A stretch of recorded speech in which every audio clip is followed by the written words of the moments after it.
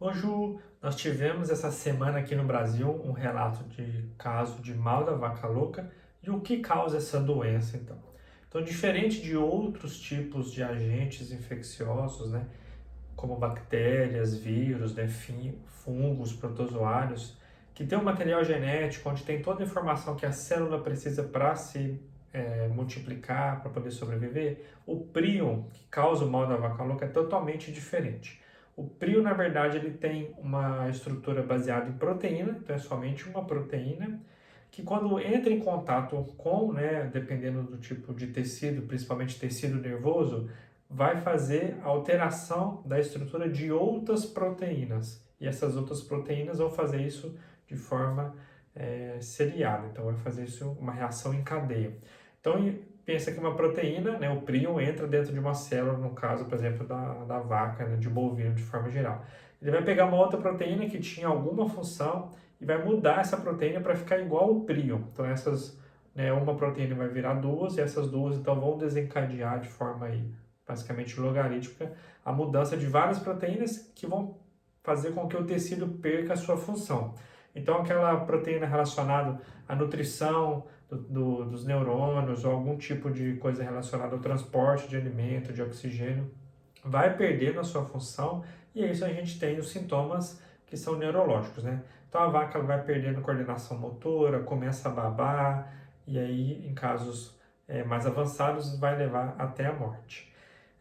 O risco dessa doença é que essa proteína ela é difícil de detectar, então quando a gente tem a presença do mal da vaca louca, o diagnóstico é basicamente visual do animal, né? Depois que o animal morre, né, que ele é sacrificado, pode-se coletar então a amostra do tecido, principalmente do cérebro, te leva para o laboratório e aí patologistas especializados vão ver a formação de algumas estruturas, né, de algumas anomalias morfológicas no tecido cerebral. No alimento é mais difícil ainda de diagnosticar. Existem alguns laboratórios que conseguem fazer o teste imunológico para a presença dessa proteína, mas não é um teste corriqueiro, a gente não encontra no mercado. Normalmente são laboratórios de instituições de pesquisas ou vinculadas ao governo. A gente não consegue fazer isso com tanta frequência. E mundialmente, né, a vinculação de alimentos, de carne, né, ou de outros tipos de alimentos provindo de um animal suspeita com que tem o mal da vaca louca é proibido. Então aqui no Brasil foram suspensas todas as exportações de carnes, né, e mesmo que seja um caso isolado lá, se eu não me engano, no Paraná, né, ou no Pará, a exportação do país como um todo foi suspensa.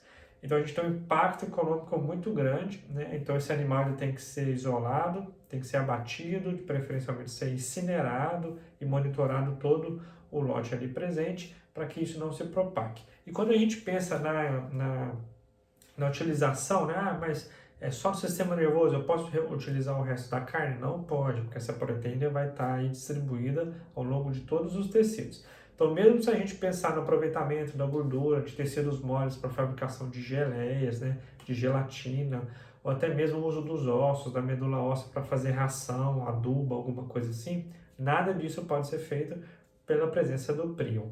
Então, na verdade, o prion se sabe muito pouco de todos os que existem. Esse é o mais conhecido e mesmo assim tem poucas informações da resistência da proteína ao tratamento térmico, a processos, o que a gente pode fazer para neutralizar.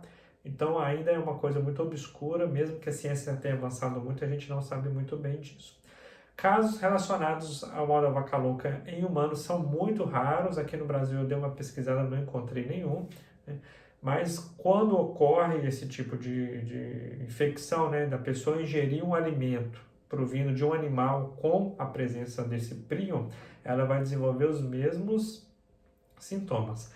É um pouco mais fácil de diagnosticar, no sentido que ela vai ter mudança de humor, depois ela vai ter alguns aspectos relacionados semelhantes a doenças degenerativas, vai perder coordenação motora, fala, mas né, não há registro de pessoas que sobrevivam à presença desse prion no seu tecido.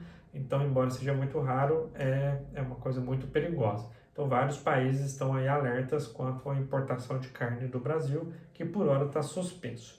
Quando a gente pensa em food safety, a gente pensa também nesse sentido da produção, né, de alimentos de forma segura. Então, monitorar as matrizes, monitorar as matérias-primas da produção, como no caso da carne, o rebanho bovino é muito importante para a gente garantir a produção segura de alimentos. Esse videozinho era só para comentar mesmo essa notícia que está muito aí no auge. Espero que você tenha gostado. Compartilhe com seus colegas. Se não sabem qual é o agente infeccioso, como ele se multiplica, agora você já tem uma informação extra aí. Aproveita para comentar aqui o que você achou dessa informação. E um abraço e até o próximo vídeo.